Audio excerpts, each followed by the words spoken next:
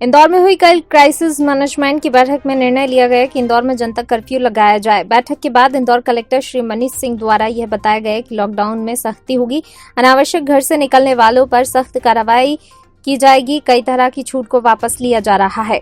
अनावश्यक घूमने वाले और विरोध करने वालों को गिरफ्तार करेंगे। सब्जी, दूध और किराना को छूट रहेगी। अस्थायी सब्जी मंडी बंद कराएंगे। सिर्फ 20 पेट्रोल पंप ही खुले रहेंगे।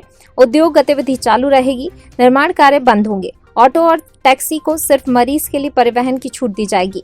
लोक परिवहन बंद रहेंगे। मॉर्निंग वॉक पर भी प्रतिबंध रहेगा। स्पोर्ट्स एक्टिविटी भी प्रतिबंधित रहेंगी। ग्रामीण क्षेत्र में भी सख्ती होगी। अप्रैल तक जनता कर्फ्यू लगाया जा रहा है। ये सभी की मांग भी है। शहर में बहुत लोगों ने मांग की है और सभी स्तर पे मांगे गई हैं कि सब जिस तरह की परिस्थिति है संक्रमण की, थोड़ा इसकी स्पीड को रोकने के लिए कुछ समय के लिए जनता कर्फ्यू होना चाहिए।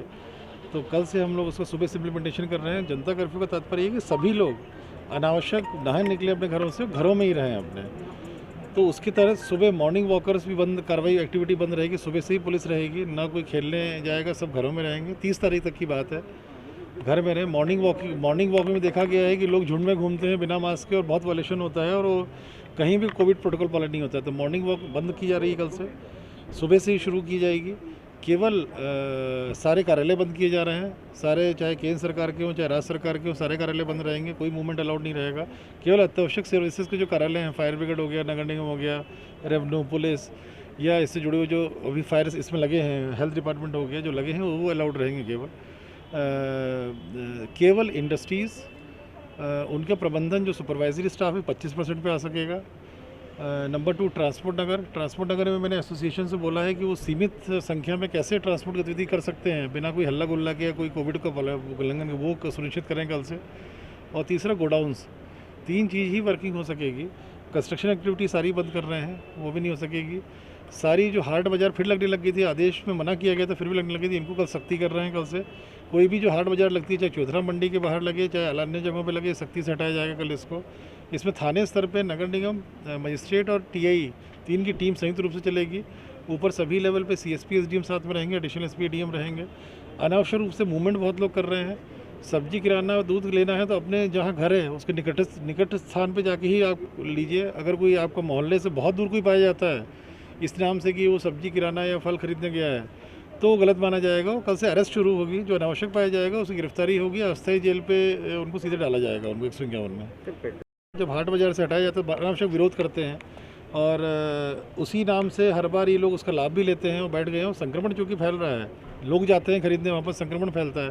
तो हमने ये बोला है कि अगर कोई विरोध करता है तो आप अरेस्ट करिए उसको। आप क्या अपील करेंगे? घरों में ही रहें।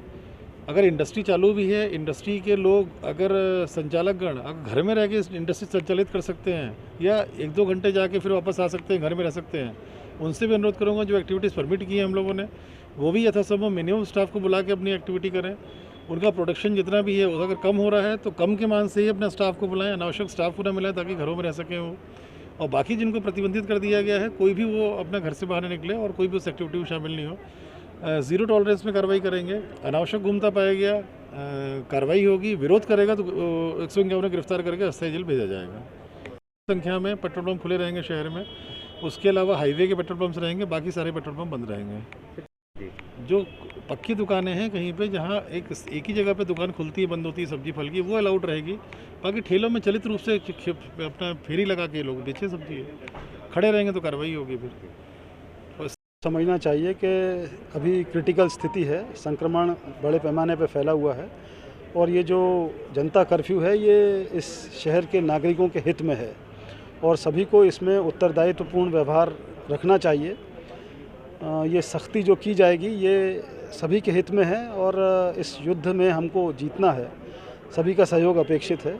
यदि कोई इसका पालन में यदि कोई गफलत करेगा तो सख्त वैधानिक कार्रवाई उसके विरुद्ध की जाएगी। इसको सुचारू करना और इसको सफल बनाना सामूहिक जवाबदारी है। मैं अपेक्षा रखता हूं कि शहर का हमें सहयोग इसमें मिलेगा।